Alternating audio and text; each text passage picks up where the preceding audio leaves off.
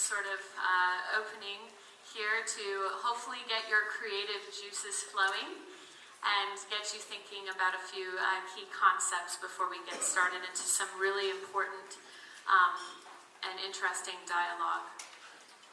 So, we have experts from many fields in this room: scientists, military leaders, political leaders, state and federal employees, ship captains and mariners, fishermen, whale hunters, cultural educators, authors, doctors, and we all come to this room with many different wise statements. So I just thought I'd ask this morning, rather than sharing some technical information or data, which we have experts here to do, I thought I'd ask a question: what is your why? Recognizing that not everyone in this room was born and raised in the Arctic, including myself, what compelled you to invest in this dialogue and to show up in this meaningful way with your time, your money for travel and attending, your energy, your commitment to preparing remarks potentially? All of this takes time and energy, so there must be a why there. And I wanted to come to this morning with that in mind, to really think about that question, because that is what will bind us together in the end for positive outcomes for the Arctic. And that is different for everyone. I asked around a few members of my team and good friends to sort of think about that a little bit, because my why is different from all of yours. Dr. Brendan Kelly, who will be moderating the first session, who you're about to hear from, he said that his why was two awakening moments. The first, a close view of sea lions, which led him to a career in biology. The second was learning from Yupik elders, which led to broader questions about environments and the people who depend on them, which I have to add ultimately took him to advising President Obama in the White House. But it can be those little moments, right, that bring you to the table. Dr. Daniel Voland, who's an eye doctor in Anchorage, but also the official Arctic Encounter photographer, whom you'll probably see snapping photos of you in these 2 days, he said that it was just falling in love with the people and the culture, also the juxtaposition of serene beauty and harsh conditions. Corey Mulder, who is a member of our advisory board and the official Arctic Encounter event videographer, whom you'll see around these 2 days as well, she said that she was living in Australia and came home to Alaska for the holidays, and the president at the time had just made a major Arctic designation that impacted Arctic communities and a lot of her friends. And when she was home over Christmas break, the people from those communities were expressing to her that they felt desperate to explain their side of the story and have their voices heard. So that was her why. Annalie Capilano, who's an intern for the Arctic Encounter this year, and you'll see running around helping us, she is from Eastern Washington and said that many of the people she loves dearly suffered her whole life throughout the wildfire seasons where she grew up. And that prompted her to explore the natural sciences in college and unpack other areas where people's health can be improved by improving their environment, and that's why she felt called to work on Arctic issues. Bobby Itta, who's selling furs and beautiful parkas and will be featured in the fashion show tomorrow, she grew up in Utqiagvik on the North Slope in Alaska. She said that she's here because of friendship and trying to make friends from the north from around the world.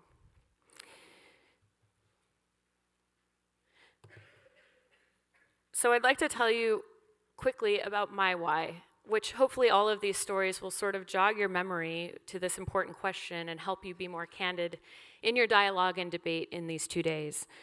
I was born and raised in a commercial fishing family in Cordova, Alaska, which is a rural community of 2,300 people on the Gulf, several hundred miles from the Arctic Circle.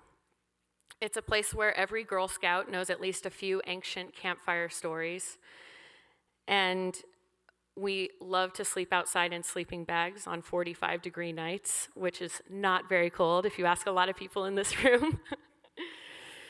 So this is a photo of me in my second grade class in Cordova growing up. We were on a field trip to a local beach, which probably looks, not like a big deal to all of you, but it actually marked a significant week in my life when I was 7 in the 2nd grade. Because years earlier in 1989, the Exxon Valdez oil spill had happened in our backyard, and this event shaped our community in many ways. Some of those ways were very tragic moments, and some prompted great strength and resilience that I'm not sure we would have found had that event not happened. And every year on the anniversary of the oil spill throughout our childhood, hordes of journalists and reporters would flock to Cordova to film us, to speak to us, to photograph us, to ask us how we were surviving and bouncing back from the largest man-made environmental disaster at the time. So this week, I'm pretty sure, because I can tell the time of year, or sometime that month at least, Mrs. Groff, our 2nd grade teacher, who's still my childhood home's next door neighbor, she asked our 2nd grade class, how do you feel about all these reporters coming here this week or this month? And we were livid. We said, I distinctly remember, we feel completely left out of the dialogue and no one is asking us. And so that's sort of my example of noting the need to sit at the table and share our voices and to ask people of all ages and all backgrounds to be a part of a dialogue when something is impacting your life. And in a way, the global community is now doing that with shifting our attention to the Arctic.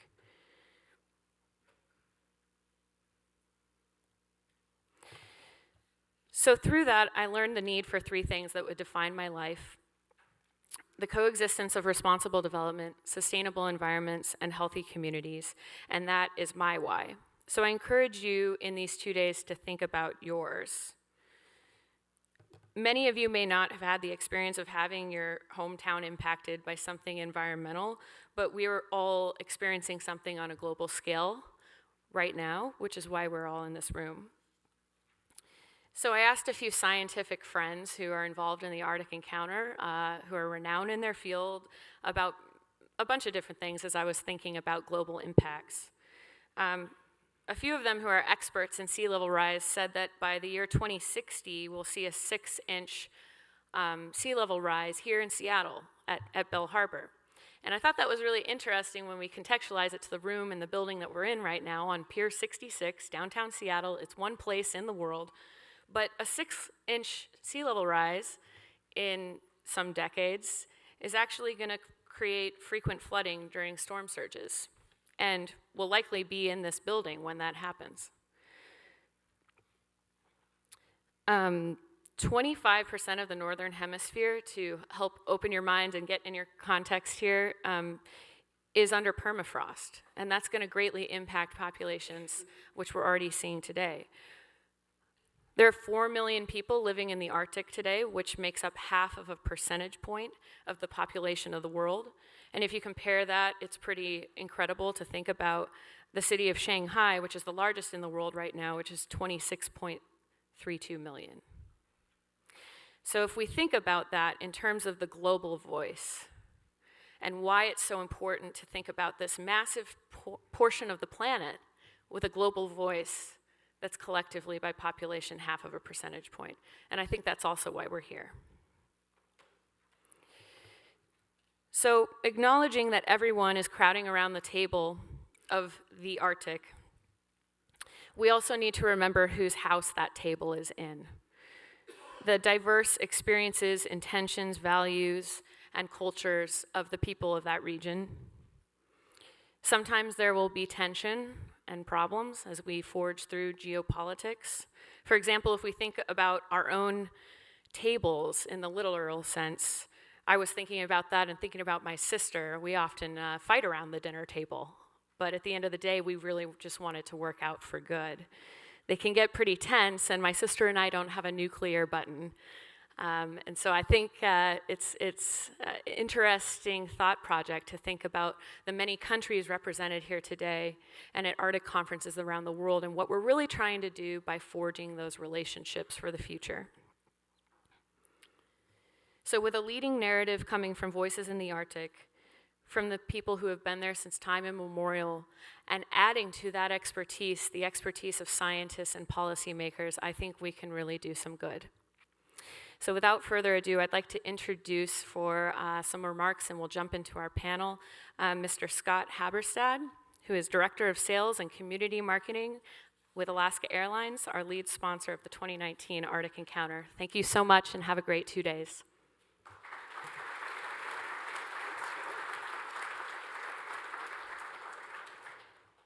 Good morning, everybody, and thank you very much for coming out today, and thank you, Rachel.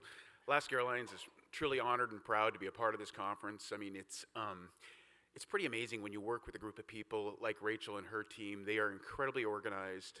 They put a lot of thought into the next 2 days and the things you're going to experience and talk about. So if I could beg you to thank Rachel and get a round of applause for Rachel and her team for the hard work in pulling this together.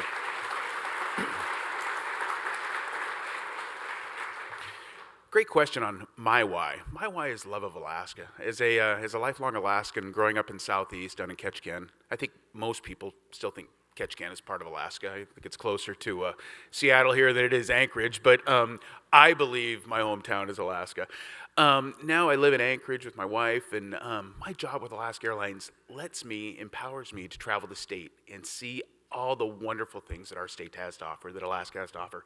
You know, Alaska is filled with incredibly intelligent people that are caring and genuine, and I would have to say that's my why. I love Alaska, and I love advancing this conversation, and that's why Alaska Airlines is investing in this, to help advance that conversation with respect to the Arctic. And to help you have your own Arctic experience, I hope you all picked up your passports. If you didn't get a passport, you can pick them up at the front counter, you can stop by the Alaska Airlines booth. There is a whole bunch of vendors out there that want to share some great information with you and some great products. If you visit their booths, you'll get a stamp. If you get a stamp and you get it all stamped, you can drop the passport at the box at the Alaska Airlines booth, and we will be drawing for your own personal Arctic experience. We'll draw it at the final banquet. What you'll get is you'll get a couple tickets anywhere Alaska flies to Uktiavik, and our friends with the Arctic Encounter will help you plan your personal Arctic experience up there. So, with that, make sure you get your passport, get it stamped off, drop it in our booth. Here's the thing, you must be present to win. So the odds of winning a couple tickets on us are pretty good. And with that, I was always told to be brief, be brilliant, and be gone. And I'm fairly sure that I hit on 2 of those. But with that, I would like to introduce Dr. Brendan Kelly to take us into the next session. Thank you very much, and enjoy the conference.